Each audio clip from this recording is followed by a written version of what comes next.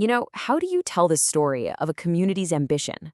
Sometimes the whole answer is tucked away inside a single document. In this explainer, we're going to unpack a forgotten newsletter from 1986 to really see the anatomy of a movement and find out how one youth group was planning to take on the world. All right, so here it is, the cover of a news bulletin from February 1986. It's for the youth wing of the Tamil Representative Council in Singapore. Now, at first glance, it kind of looks like any other community newsletter from back in the day, right? But you gotta look closer, because right there on the front page, they make a massive declaration. And there it is, right in bold letters. Youth Wing becomes national movement. Now think about that. Not a club, not just a society, but a movement. That choice of words is so powerful. It signals a huge shift in how they see themselves, in their ambition. So the big question is, how are they going to back it up? Well, if you want to become a national movement, you first need a national presence. And it turns out, these guys had a blueprint for exactly that.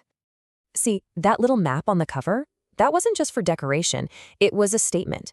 It shows their 8 branches strategically placed all across Singapore, from Jurong way out in the west to Badak in the east. They had already built a truly island-wide foundation. And behind that map was an absolutely incredible network of people. I mean, just look at this, their Council of Management for 1986. The depth of this structure is seriously impressive. You've got a national executive, you've got council members for each zone, and representatives from all the specific branches. This was the organizational backbone that made everything else possible. This quote from inside the newsletter pretty much reveals their secret sauce. It was a brilliant 2-part strategy. You've got high-level guidance from and I love this, a no-nonsense board of advisors, mixed with grassroots engagement where branches keep close touch with the members. It's the perfect blend of top-down strategy and bottom-up connection. But listen, a great structure is one thing, but it's nothing without action. So let's take a look at what this movement was actually doing on the ground. And yeah, that national movement title, it wasn't just talk. They really earned it. How? With a non-stop calendar of activities designed to bring people together. They were constantly active, constantly engaging their community. And their calendar was just packed. I mean, on one page, you've got them announcing a 7-a-side soccer tournament, and right next to it, a cultural class. You can see what they're doing, right? There was something for literally everyone.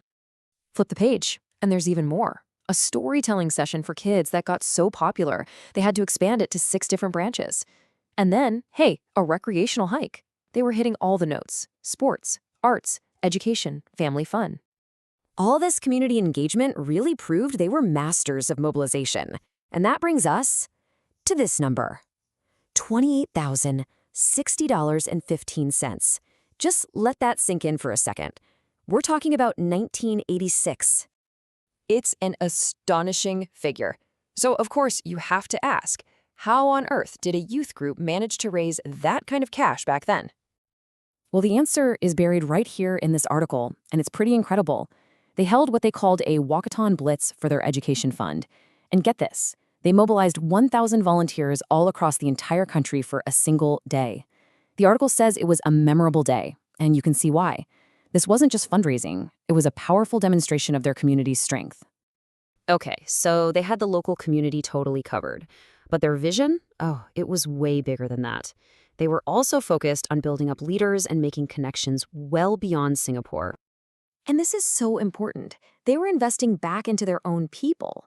They ran a big administrators seminar to train 250 of their members in leadership. They even created a national planning group just for research and development.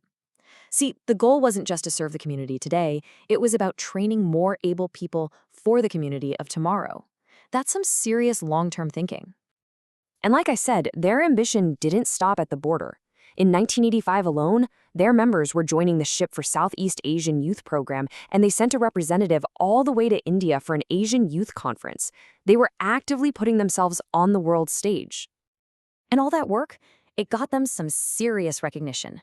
This quote right here is the ultimate validation. A major national body, the People's Association, had handpicked 3 of their members to represent the entire nation abroad. Just think about that. They had gone from being a youth wing to becoming national-level leaders. Wow!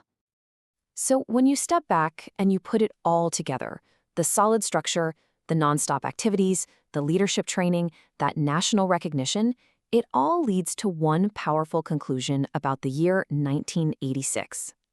This one single sentence from their newsletter, it just captures the spirit of the whole thing.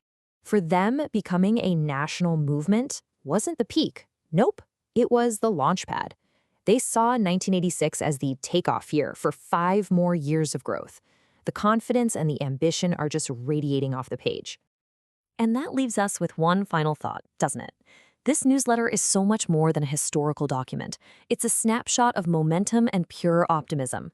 It makes you wonder, what happens after a takeoff year? What's the lasting legacy of a community that organized, mobilized, and just dared to dream this big?